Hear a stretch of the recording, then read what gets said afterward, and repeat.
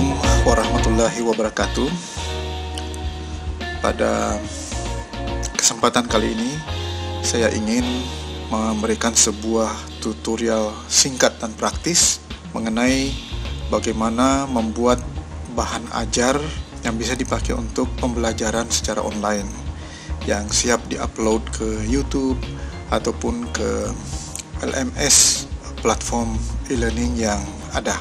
Dan Bapak Ibu tidak perlu khawatir karena yang akan saya berikan ini bukan bagaimana cara membuat video dan menggunakan alat editing video yang complicated, tapi cukup dengan menggunakan PowerPoint yang sudah Bapak Ibu familiar selama ini dan sudah sangat sering gunakan selama ini dalam proses pembelajaran di kelas. Saya mulai dengan membuka file PowerPoint contoh yang saya miliki. Nanti Bapak Ibu menggunakan PowerPoint masing-masing ya. Di folder ini saya sudah memiliki sebuah file namanya Work from Home Guidelines. Ini hanya file sebagai contoh untuk kita demonstrasikan saja. Nah, sekarang PowerPoint sudah terbuka dengan file tadi di dalamnya, yaitu panduan mengenai bekerja dari rumah. Nah, ini mengingat sekarang kita diminta untuk melakukan social distancing, maka bekerja dari rumah adalah cara yang paling aman bagi kita semua. Nah, Bapak Ibu sekalian, ketika sudah terbuka seperti ini, pertama-tama ya silahkan diperbaiki warnanya, animasinya, transisinya, dan lain-lain sebagainya. Ketika sudah merasa puas, maka waktunya untuk kita melakukan yang namanya recording. Nah, apa yang dilakukan untuk recording ini? Kita masuk ke menu slideshow. Ya, maka akan kelihatan di sini beberapa pilihan-pilihan, dan pilihan yang akan kita gunakan nanti adalah record slideshow. Nah, Bapak Ibu perlu saya sampaikan bahwa tidak seluruh versi PowerPoint memiliki fasilitas ini. Tapi kalau Bapak Ibu memiliki versi yang dirilis sekitar tahun 2017 sampai yang terbaru sekarang, kemungkinan besar sudah memiliki ini. Nah, apa yang akan kita lakukan adalah kita ingin merekod atau merekam presentasi kita, termasuk timingnya, termasuk animasinya, termasuk gerakan dari mouse pointer kita di layar. Apapun yang terjadi di situ akan terekam. Dan yang lebih penting lagi adalah suara Bapak Ibu di dalam menjelaskan isi dari file PowerPoint itu, sehingga nanti hasilnya adalah sebuah file PowerPoint yang memiliki narasi untuk menjelaskannya. Nah, langsung saja kita coba masuk ke record slideshow. Di sini ada pilihannya start recording from beginning, artinya kita akan mulai merekam presentasi kita mulai dari slide yang pertama sekali. Kita pilih yang itu karena kita ingin merekam semuanya. Di contoh saya ini hanya 4 slide saja, di Bapak Ibu nanti mungkin banyak dan harus diubah dipecah menjadi mungkin 2 atau 3 segmen tergantung panjangnya. Start recording from beginning, kita pilih yang itu. Nah, di sini akan kelihatan pilihan apakah slide dan timing animasinya juga akan kita rekam. Tentu saja itu kita butuhkan. Terus narasi, warna tinta, dan juga laser pointer, yaitu mouse kita sebenarnya, mouse pointer kita yang disimulasikan seolah-olah laser pointer dengan membuatnya menjadi titik merah. Nah, tentu kita juga ingin itu ya. Nah, kalau semuanya sudah terpilih seperti ini, kita langsung saja mulai dengan start recording. Dan ketika itu nanti, maka PowerPoint yang 4 slide isinya ini akan masuk ke dalam mode slideshow, jadi full screen.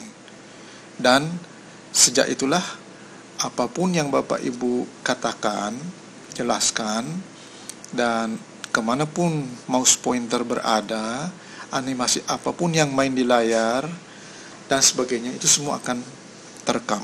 Sehingga ketika itu Bapak Ibu harus sudah betul-betul merasa seperti sedang berada di depan para peserta dan berinteraksi dengan mereka. Ya, baik. Sekarang saya mulai dengan start recording. Nah, sekarang kita sudah full screen. Di sini di di pojok kiri atas, di sini ada tanda panah ke kanan untuk lanjut ke slide berikutnya.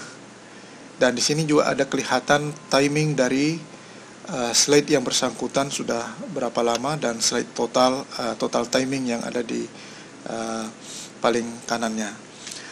Untuk memindahkan slide itu juga bisa kita lakukan dengan menggunakan tombol kanan dari panah kanan di keyboard kita, sama saja.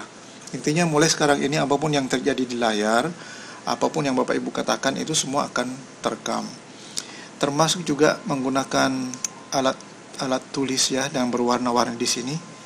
Itu juga bisa. Laser pointer juga ya, ini kita kembali di bawah sini, kita misalnya mau menjadikannya bukan laser pointer tetapi ballpoint, karena kita kan mencoret-coret sesuatu ya, kita bisa ganti seperti itu, menggaris bawahi, menggambar tanda centang, apapun. Ini dipakai oleh presenter.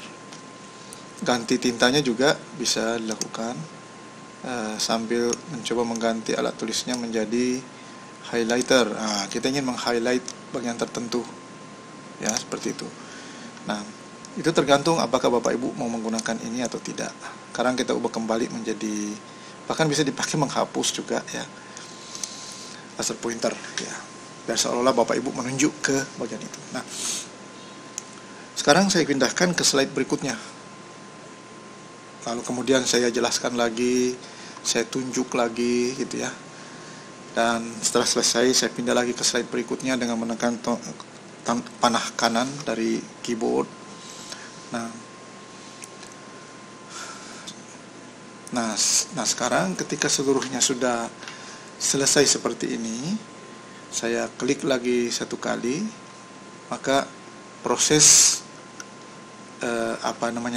proses merekam suara, animasi dan sebagainya sudah selesai.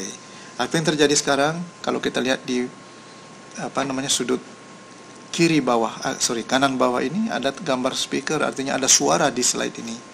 Saya pilih slide yang kedua juga kelihatan ada, ketiga slide ada, semua slide sekarang ada, karena tadi saya berbicara ketika masuk ke slide itu.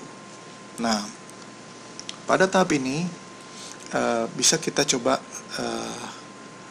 putarkan kembali slide-nya untuk Bapak Ibu mendengar. Jadi dia akan memutar balik tadi apa yang saya katakan ketika menjelaskan. Jangan bingung Bapak Ibu, ini suara rekaman yang akan Bapak Ibu dengar, bukan suara saya asli. Nah, sekarang kita sudah full screen.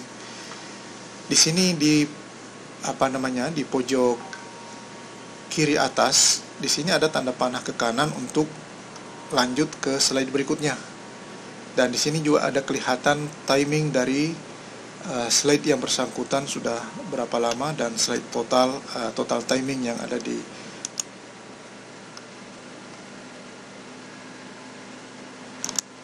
ya. Bapak Ibu sekalian, saya tidak putarkan seluruhnya, hanya membuktikan bahwa sudah ada suara ya, ketika Bapak Ibu menjelaskan tadinya itu, maka suaranya pun akan terekam juga. Nah, sekarang pada posisi ini jangan lupa di save lagi Bapak Ibu ya, supaya timing yang ada pada setiap slide-nya dan segala macam settingannya tadi itu tidak hilang begitu saja. Kita save, sudah selesai save. Nah, sekarang berikutnya adalah mencoba mengkonversi file kita ini menjadi sebuah file video ya, file video. Ini kan masih PowerPoint, ini belum bisa kita upload ke e-learning ataupun ke YouTube karena belum video. Caranya masuk ke file, kemudian export. Mungkin menu di PowerPoint, versi PowerPoint yang Bapak Ibu miliki mungkin sedikit berbeda, tidak apa-apa, yang penting fasilitas itu ada. Kita ekspor, dan di sini ada beberapa pilihan. Yang kita akan pilih adalah create a video. Jadi kita pilih yang ini. Nah, sekarang video yang apa yang kita lakukan? Bisa presentation quality, ini sangat tinggi kualitasnya, tapi tentu filenya akan sangat besar juga. Kalau akan dipasang di YouTube juga, itu akan memerlukan waktu lama dan mungkin membuat orang malas menontonnya karena lama juga loadingnya nanti ketika ditonton. Begitu juga kalau dipasang di LMS, sehingga mungkin kali ini kita mencoba memilih format yang lainnya, yaitu internet quality. Ini masih cukup bagus ya, hanya beda dikit aja. Tapi jangan juga low quality. Kita coba dulu yang sedang-sedang saja, yaitu internet quality. Seperti apa cara menunya di laptop Bapak Ibu, versi PowerPoint Bapak Ibu itu nanti bisa saja berbeda-beda. Tapi yang saya berikan di sini adalah prinsipnya. Silahkan tanya anak-anak muda yang ada di unit Bapak Ibu supaya bisa diberitahukan caranya. Sekarang pastikan ini terpilih, yaitu use recorded timings and narrations, supaya tadi timingnya berapa lama setiap slide muncul itu ketika dilakukan perekaman itu tetap konsisten seperti itu ya. Jadi ini harus terpilih. Nah, sekarang tinggal klik tombol create video. Nah, kita ada beberapa format video di sini, khusus untuk yang saya pakai bisa Windows Media Video, bisa MP4 ya, kita pilih itu saja. Tergantung kodek yang ada di laptop Bapak Ibu masing-masing, bisa saja banyak jenis video, tapi pilihlah yang agak-agak native ya. Meskipun besar ukuran filenya, tetapi lebih terjamin kompatibilitasnya dengan berbagai macam player.